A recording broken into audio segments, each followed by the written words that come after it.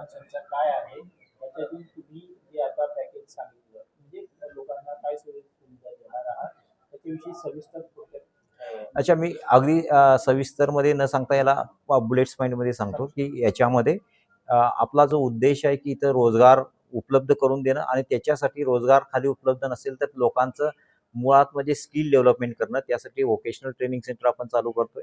महिलांचं सक्षमीकरण करण्यासाठी त्यांना वेगवेगळ्या उद्योगाला चालना देण्यासाठी त्यांना त्यांचं ट्रेनिंग सेंटर्स आपण अरेंज करतोय.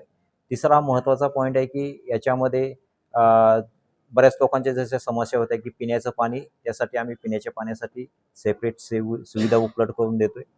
चौथा पॉईंट होता एज्युकेशन.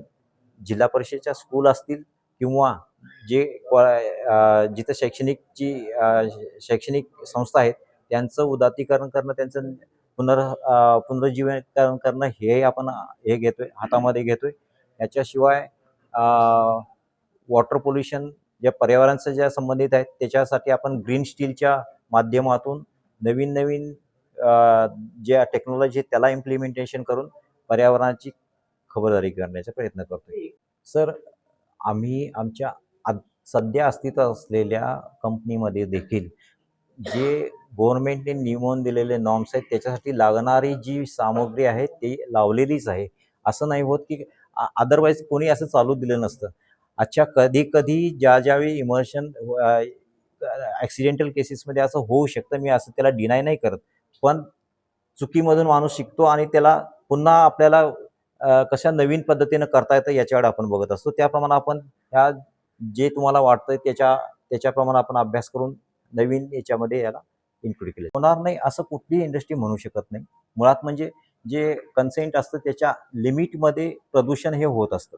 कोणती कंपनी त्याच्या लिमिटमध्ये असते आणि आम्ही आमच्या नव्या प्रोजेक्टमध्ये ह्या सगळ्या गोष्टीची खबरदारी घेतलेली आहे की जेणेकरून प्रदूषणाची जी लेवल आहे ही गव्हर्नमेंटनी किंवा शासनाने जी करून दिले त्याच्यामध्ये आहे. झालेला आहे प्रामुख्याने जनसुनावणीचा जो अधिकार आहे हा जिल्हा प्रशासन आणि महाराष्ट्र पोल्युशन कंट्रोल बोर्ड यांचा आहे.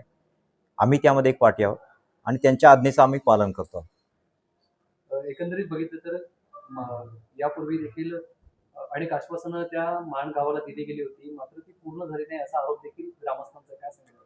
साहजिक आहे की आरोप होणं साहजिक आहे, पण आम्ही जे काय मान असेल किंवा पालघर जिल्ह्यासाठी जे काही CSR केलं आहे, ज्या काही ॲक्टिव्हिटीज केल्या आहेत त्याचं आमच्याकडे संपूर्ण हे आहेच. पण त्याशिवाय आम्ही हे सांगू इच्छितो की ज्या पंचायतीच्या माध्यमातून ज्या नवीन त्यांच्या रिक्वायरमेंट्स असतील किंवा ज्या अपेक्षित असतील ते देखील आम्ही CSR मधून करायला तयार आहोत. सर, विराज कंपनीकडून मोठ्या प्रमाणात जुन्या कारखाने आहेत त्यामुळे वायू प्रदूषण केलं जातं. अनेक वेळ महाराष्ट्र प्रदूषण करून क्लोजरी नोटीस आलेल्या आहेत. तुमचा नवीन जो हा प्रोजेक्ट येतोय तो अजून किती वायू प्रदूषण करणार आहे? हां, तर सर्वात मुळात म्हणजे मी हे सांगत होतो की हा जो प्रोजेक्ट आहे यामध्ये वायू प्रदूषण यासाठी नाही की हा कोल्ड रोलिंग मिलचा प्रोजेक्ट आहे, हा मेल्टिंग शॉपचा प्रोजेक्ट नाही आहे. त्यामुळे इथं वायू प्रदूषणचा प्रश्न नाही.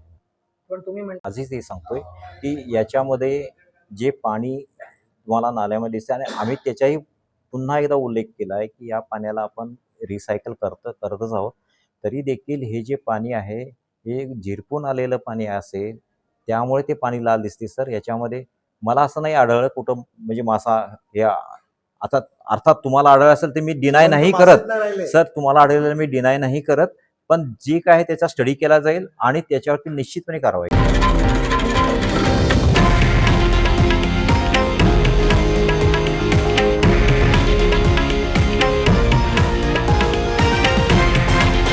हे आहे देशातील नंबर 1 न्यूज नेटवर्क आणि आपण पाहत आहात TV9 मराठी, एकमेव.